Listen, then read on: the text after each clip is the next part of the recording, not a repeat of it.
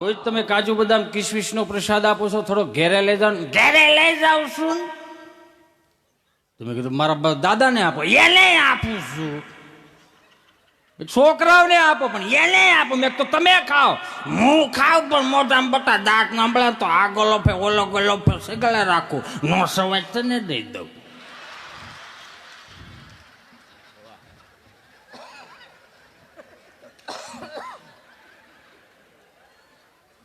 અને માનું એઠું ખાધેલું છે એને જ કઈક આવડ્યું છે ને. છી બેટા ગંદુ છે, રેવા દે. તો એ મોટું કેદી થાય.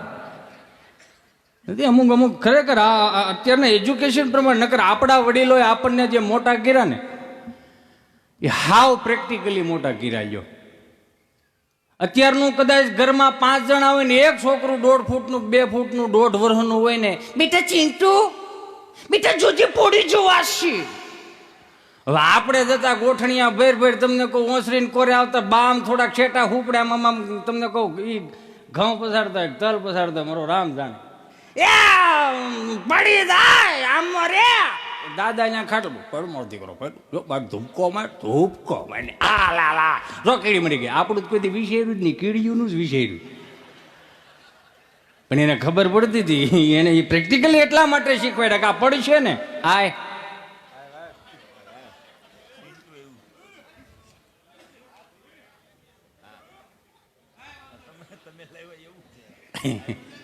ના ના ભલે ભાઈ આવ્યું ને.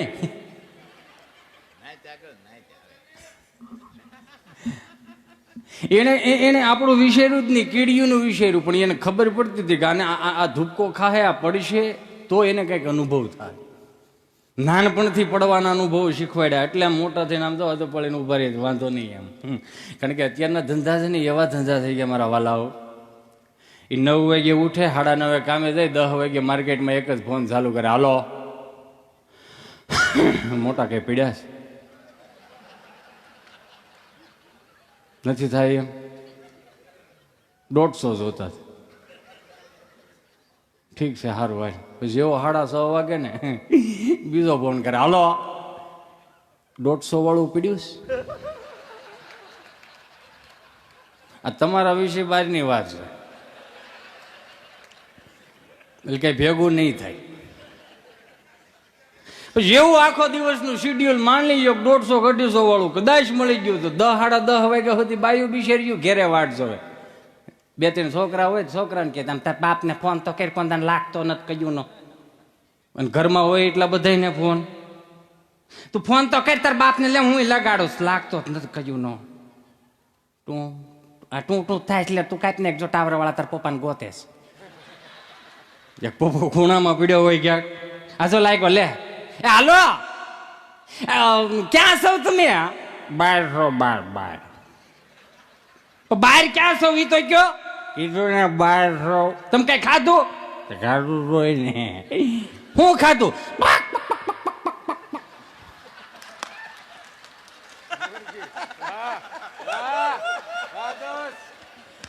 એ આનાથી શેઠારીઓ. કારણ કે ખાવાનું ઈશ્વરે આપણને ઘણું આપ્યું મારા વાલાઓ.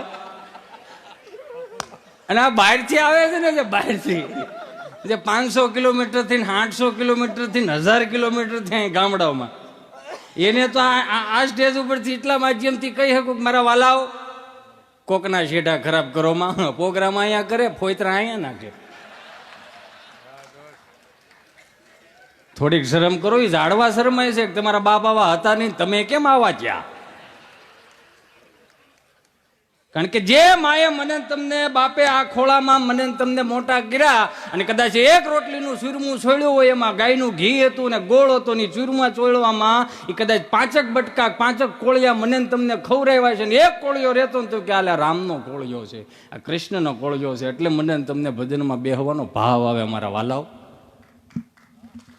તો ઘરમાં 5 જણા હોય, એક સિંટુડું હોય, એક તેડે, વળી બીજો મૂકે, વળી ઈ મૂકે, ત્રીજું તેડે તો હાલતા કેદી શીખે?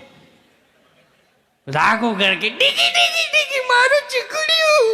અને માવડિયું ને કોણ કેટલો ઓવર રિએક્ટ. જો છોકરાઓ ભણાવવા એમાં ના નથી, પણ થોડુંક તળપદું શીખવાડજો, થોડુંક ગુજરાતી શીખવાડજો. કારણ કે ગુજરાતી વસ્તુ એવી છે ને ભાઈ, દુનિયાના કોઈ પણ ખૂણે જાઓ, તમને ગમે એટલું ઇંગ્લિશ આવડતું હોય અને ગામડામાં આવો તો ઇંગ્લિશનો ભૂકો થઈ જાય. દાખલા તરીકે ઇંગ્લિશ અહીંથી હું બોલું, તમને ન સમજાય તો આમાં કોકને સમજાતું એમ કે એક્સક્યુઝ મી, એટલું જ કહે ને. એ 7-8 પ્રશ્ન 7-8 શબ્દો બોલવા પડે તે થાય. ગુજરાતી પાસે એક જ શબ્દ હું. એ ગમે એટલું ઇંગ્લિશ આવડતું હોય તો શું કામનું હે ભાઈ? ગુજરાતીમાં છોકરાઓ આમ થોડાક મોટા કરજો, વાંધો નહીં. કારણ કે જેમ આવડ્યું મને તમને મોટા કર્યા નહીં, પેલા રામનાથ કૃષ્ણના દર્શન કરાવ્યા ને રાધે રાધે જય શ્રી કૃષ્ણ કરતા ત્યાંથી શીખવાડ્યું. અમુક તો ઇંગ્લિશ આમાં એટલું આમાં પાવરફુલ હોય ને, અમુક છોકરાઓને તેની માવડિયું ને બહુ પાવર હોય. મારું ચિંટુડ્યું.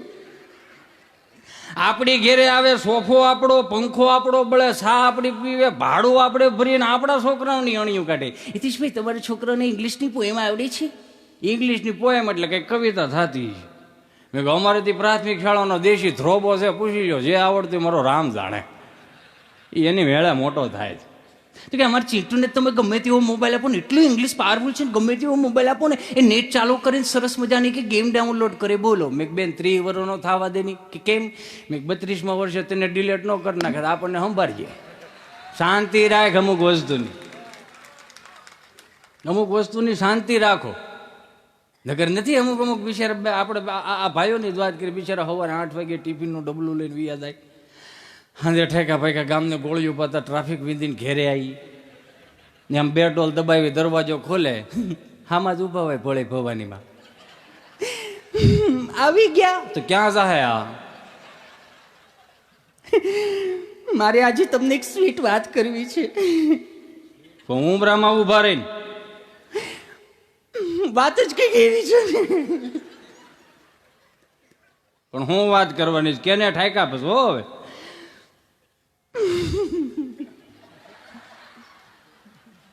પણ હું છે, આપણો ચિંટુ છે ને, આજે પપ્પા બોલ્યો તે માણાના પેટનો છે ન બોલે. એટલે બકરીનું બધું બે કરે, કૂતરાનું બધું વાવ કરે, માણાના પેટનો આજ ને કાલ બોલતા શીખશે. એમાં શું નવીનતા છે? પણ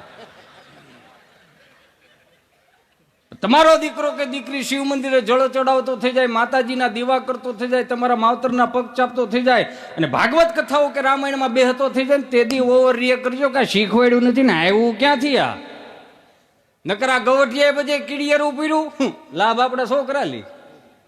તમે જો તો ખરા, નિહાળે જાય તો 200 રૂપિયાના મોજા પહેર્યા હોય, 300 રૂપિયાના બૂટ પહેર્યા હોય, 2000-2500 રૂપિયાની કપડાની જોડ પહેરી હોય, એમાંય બગલ ઠેલો સ્કૂલ બેગ. એ 2500 રૂપિયાનો સ્કૂલ બેગ હોય, એમાંય પાછો પાણીનો ભભ્ભો હોય, ઠંડુનું ઠંડુ રહે, ગરમનું ગરમ રહે. આપણે હતપમાં મોટા છે અને એમાંય પાછું 200 રૂપિયાનો નાસ્તાનો ડબ્બો હોય, એમાં 150ની સેન્ડવીચ નાખી હોય. છોકરું આવેલું જતું 7-8 હજારનું છોકરું હોય. હું હતું આપણી પાસે, તમે જોવો તો કાંઈ નમળે. તમને કહું, આમ જો 10 રૂપિયા 20 રૂપિયા છોકરાને આપો, હળી કાઢીને પડીકા લઈ આવે. આપણા વખતે પણ કાંઈ નહોતું. બા કદાચ એમ કે આમ નિહાળે આવીને આમ દફતરનો ઘા કરીને, અહીંયા હાલમાં દીકરો વાળીએ સાજી તો એ આઠાના દેતા. હાલસામાં દીકરો ગામમાં ભાગ લઈ સા બનાવી નાખું. તરમોજ તો હતા નહીં, એ પતરાનું ડબલું હોય, એમાં દેતવા નાખે, ઉપર કળશો અંદર જા માથે પિત્તળની ઢાંકણી. આઠાનાનો ભાગ લેતા ઉતર ગુલ્ફી, કાલા ખટ્ટા. એક હાથમાં તમને કોઈ ગુલ્ફી ને એક હાથમાં એ પતરાવાળું સાનું ડબલું. હું જેમના હાલ્યા જાય ને ખબર પડી જાય કે સા જાય, સુગંધ આવતી. પણ જ્યાં તમને કામ આમ શેઠો ચડો ને, સુઈ રામાપીરનો ભાલો કરી દેતા, બટકું ન ભરતા. કારણ કે બટકું ભરી થઈ રહેતું. ભાગમાં કાંઈ નહીં, હાંસવાઈ એવી હતી. તમે જો અમુક વસ્તુ ખરેખર આપણે જે પ્રેક્ટિકલી, મારે 8 વાગે ઘેરે આવવાનું થયું એટલે ગાડીની આમ ઘોડી ચડાવી, આમ ગાડીની ચાવી ખીચામાં નાખી બંધ કરીને. એટલે મારે 7 વર્ષનો છોકરો છે, આ તો ઘરના છો એટલે કહેવાય, બહાર ન કહેવાય. એટલે મેં કીધું ભાઈ આ છોકરો રોતો હોય છે, તેની મમ્મી અરે ધૈર્ય કરતો હોય છે, મારે પ્રાણી સંગ્રહાલય જવું છે, મારું પ્રાણી સંગ્રહાલય જવું છે. લે પ્રાણી સંગ્રહાલયની મમ્મી કે બેટા તું પ્રાણી સંગ્રહાલય જોઈને તું શું કરીશ? વાંદરો જોવો. પણ વાંદરો જોઈને તું અત્યારે શું કરીશ? વાંદરો જો. પણ અત્યારે સાંજના 8:30 વાગી ગયા છે, તું જોતું નહીં, મારો વાંદરો જોવો. તો 9:30 વાગવા દે. આટલું નેગેટિવ યોમાં એને એમ કીધું તું તારો બાપ આવશે લઈ જા. તમે ક્યાં વાંદરામાં ખપાવો યાર? આ 1.5 કલાકથી સારા વિચારો આપી અમે બધા આયા. તમે હાવ આવું વિચારો? બસ છેલ્લી 1-2 વાણી લઈને હું ભાઈને રજૂ કરવા જ મારે. મુંબઈ અમારો પ્રોગ્રામ ફરમાઈશ હતી મને, એટલે કહી દઉં. હવે 30-35 જણા ગુજરાતી ભાષી ને 600-700 હિન્દી ભાષી, એટલે મારો વારો આવ્યો. 1.5 કલાક હું બોલતો તો કોઈને સમજાય નહીં સિવાય 35 ને. 35 જણાને ગુજરાતી સમજાય, 600 ને કુછ લોચા લગતા હે. એટલે મેં કીધું આ પછી પૂછ્યું, મેં કીધું આ બીજા બેઠા એ કોણ છે? મને કે હિન્દી ભાષી. મેં કીધું કયો ને મોઢામાંથી એને સમજાતું નથી એમ.